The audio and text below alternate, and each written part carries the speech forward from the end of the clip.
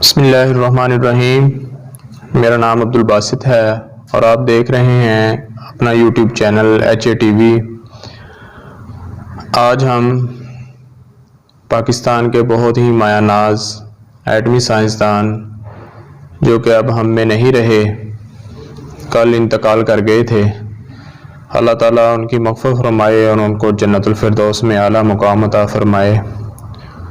ان کی پاکستان کے لیے جو قربانیاں ہیں، جو بھی ان کی احسانات ہیں، وہ آج ہم اپنے ٹاپک میں ڈسکس کریں گے۔ Doctor Abdul Qadeer Khan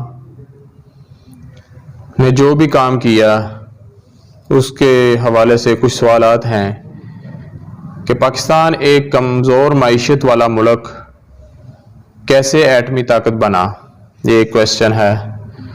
second, doctor Abdul Qadeer Khan کس کی درخواست پر پاکستان تشریف لائے، ان کی بیسک تنخواہ کیا تھی اور کتنی دیر بعد ان کو تنخواہ ملی۔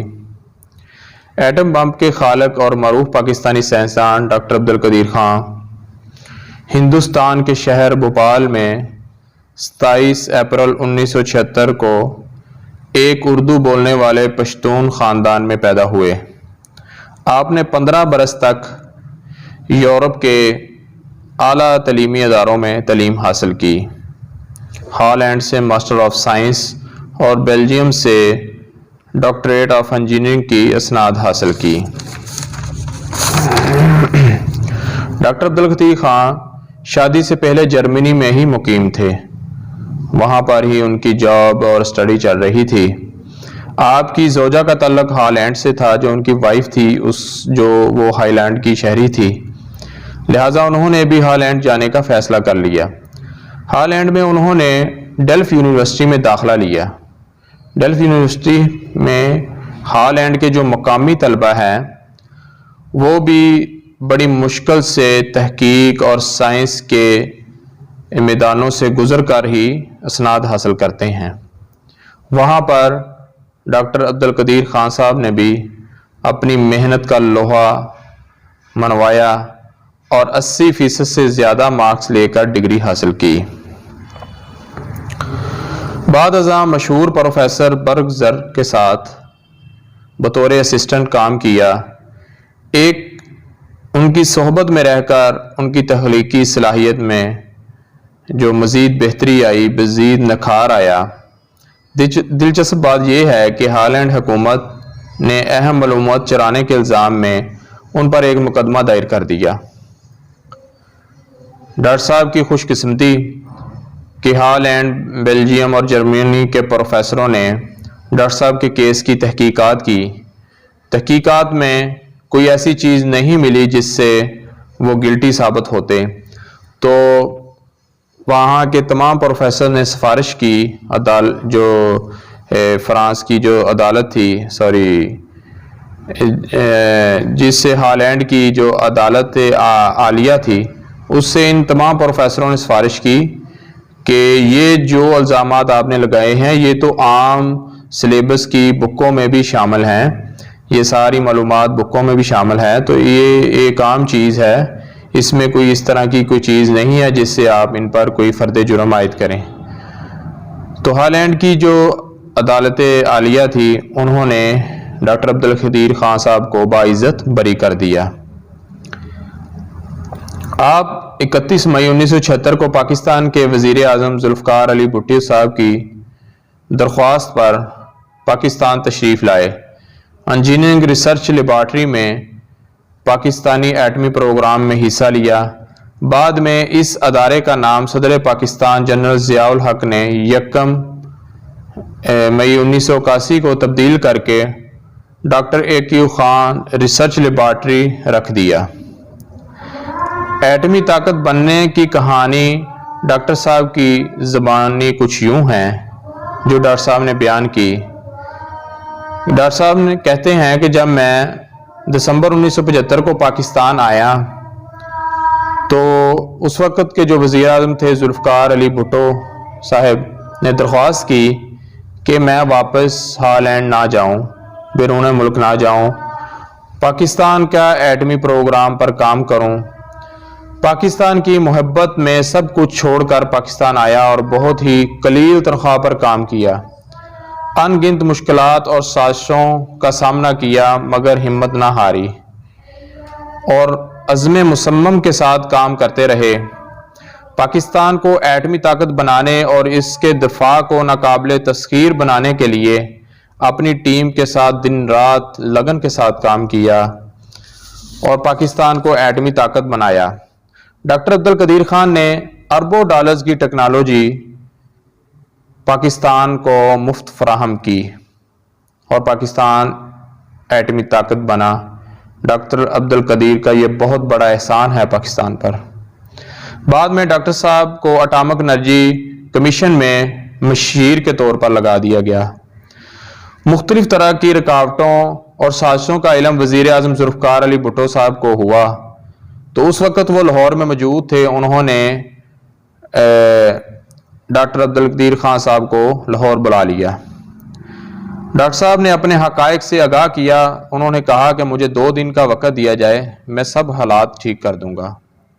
2 دن بعد ڈاکٹر صاحب کو جنرل امتیاز کا فون آیا کہ شام 5 بجے آغا شاہی کے دفتر میں میٹنگ ہے۔ میں پہلی دفعہ آغا شاہی غلام اسحاق اور AGN قاضی صاحب سے ملا۔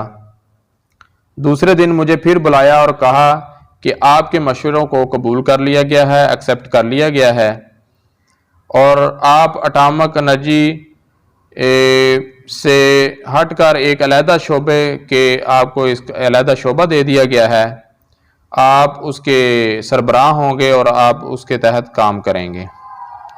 2 دن بعد بھٹو صاحب نے میٹنگ بلائی اور خوش آمدید کہنے کے بعد مجھے کہا کہ بتاؤ کیا چاہیے۔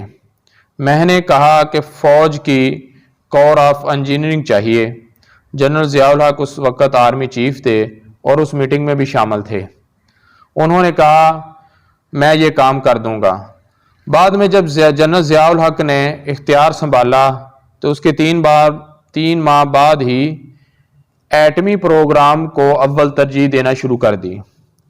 مہینے میں 2 مرتبہ جنرل ضیاء الحق اور جنرل ضامن نقوی ڈاکٹر صاحب سے تفصیلی ملاقات کرتے۔ 1997 کے وسط میں مغرب ممالک کو ہمارے اس ایٹمی جو پروگرام ہمارا چل رہا تھا اس کی بڑک پڑ گئی۔ جنرل ضیاء الحق اور غلام اسحاق خان کو بڑی فکر ہوئی کہ اگر ہم پر پابندیاں لگائی گئی اور جو سامان ہم نے باہر سے جو درآمدیاں کرنی ہے تو اس پر بھی پابندی لگ گئی تو ہمارا یہ پروگرام رک نہ جائے۔ 1981 کے آخر میں ہم نے بہت ترقی حاصل کر لی تھی اور ہمیں یقین تھا کہ ہم اپنے کام میں انشاءاللہ کامیاب ہو جائیں گے۔ جو ایٹمی پروگرام پر وہ ڈاکٹر صاحب کام کر رہے تھے، ان کی ٹیم کام کر رہی تھی۔ 28 مئی 1998 کو آخر وہ وقت آیا کہ جب وزیر اعظم نواز شریف تھے، ان سے درخواست کی گئی کہ ہم ایٹم بم کا جو ایکسپیریمنٹ کرنا چاہتے ہیں۔ انہوں نے درخواست ایکسیپٹ کی میٹنگ بلانے کے بعد اور چاگی کے مقام پر 6 ایکسپیریمنٹ ہو سکتے تھے، 6 تجربات ہو سکتے تھے۔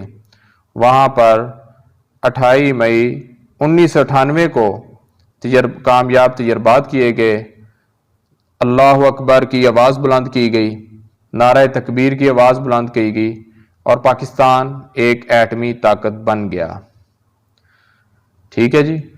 اور اس کے جو مین کردار ہیں وہ ڈاکٹر عبدالقدیر خان صاحب ہیں، جو باہر سے عیش و عشرت کی زندگی چھوڑ کر پاکستان میں تشریف لائے اور انہوں نے بہت زیادہ ہارڈ ورکنگ کی، مختلف سازشوں اور جو ہے ناکامیوں کے باوجود وہ اپنے مضبوط ارادوں کے ساتھ اپنی ٹیم کے ساتھ ورک کرتے رہے اور اللہ تعالیٰ نے ان کو کامیاب کیا اور پاکستان کو ایٹمی طاقت بنا گئے۔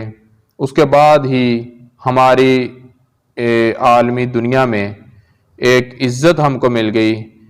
جو کفر ہم پر ہمیں آنکھیں دکھاتا تھا امریکہ جیسا، انڈیا جیسے، وہ بھی دب گئے اور ہمارے پاس ایک بہت مضبوط طاقت ایٹمی طاقت کی شکل میں آ گئی۔ بعد میں پرویز مشرف صاحب کے دور میں ان پر کچھ الزام عائد کیے گئے کہ انہوں نے جو ایٹمی فارمولے ہیں وہ عراق، ایران اور اس طرح کے دیگر ملکوں کو دیے ہیں، تو ان کو نظر بند بھی کیا گیا، وہ ناراض بھی رہے، اور اللہ نے ان کی جتنی زندگی لکھی تھی وہ بہت اچھی اور سنہری زندگی گزار کے گئے ہیں۔ ہم اہل پاکستان اور پاکستان کا ہر حلقہ ان کی فیملی کے ساتھ غم میں شریک ہیں اور ان کے لیے دعا گو ہیں کہ اللہ تعالیٰ جتنی جیسے زندگی وہ پاکستان میں دنیا میں خوبصورت زندگی گزار کے گئے ہیں، کامیاب زندگی گزار کے گئے ہیں، اللہ تعالیٰ ان کی آخرت کو بھی اس طرح ہی کامیاب کر دے، ان کی لغزشیں تمام گناہ معاف کر دیں، ان کو جنت الفردوس میں اعلیٰ مقام عطا فرمائیں۔ اور جہاں جہاں بھی حلقہ احباب مختلف تنظیمات ہیں تو چاہیے تو میری رائے یہ ہے کہ غائبانہ ان کی نماز جنازہ ادا کی جائے، ان کے لیے مغفرت کی دعا کی جائے۔ اگر یہ میری ویڈیو پسند آئے تو دوستوں کے ساتھ شیئر کیجئے اور ہمارے چینل کو بھی سبسکرائب کیجئے۔ اللہ میرا اور آپ کا حامی و ناصر ہو۔ السلام علیکم ورحمۃ اللہ وبرکاتہ۔